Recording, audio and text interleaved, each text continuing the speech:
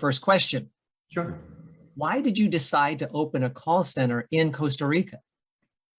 That's one of my favorite questions, Michael, and I appreciate you asking it. I have to go back a couple of years and tell you where it all began. When I was growing up in Northeast Philadelphia, a lot of opinions were provided for you, and sometimes your destiny and careers were pre-decided for you. So a lot of my friends were going to Ivy Leagues to study medicine and law, engineering and architecture.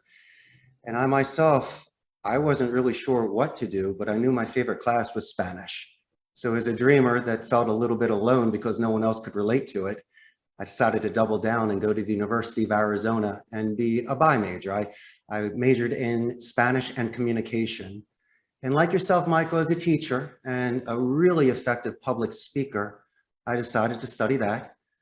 In addition to that, I concentrated on rhetoric, so your message and delivery was more effective. And everyone needs a special sauce. So my special sauce was phonetic micro-expression reading. I used to like to study body language, and then here at the call center, I was able to do it where we're more voice micro-expression reading, which we'll get to later in the show. And when I had the opportunity post-grad to move here at 27, a friend of mine owned a call center. He said, Richie, why don't you come down for a couple months and teach some English? And naturally, a 27-year-old kid, you fall in love with Central America, tropical beauty. And when I was at the call center, I kind of shed some skin. I realized that I had a calling. This was an environment where people were using the art of speech. They were converting phone calls and giving positive customer experiences. And actually, since English was their second language, they were fulfilling their studies. I took to that.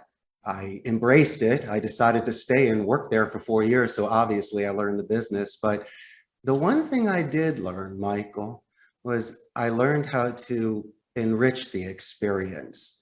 Being politically correct, I saw certain things, the gripes and the tough times of working the phones or working in a certain structured environment. And I realized that if people are given their dignity, if they're not treated as robots or as numbers, besides the productivity, you'll get a much more fulfilled person working with you that will work longer with you.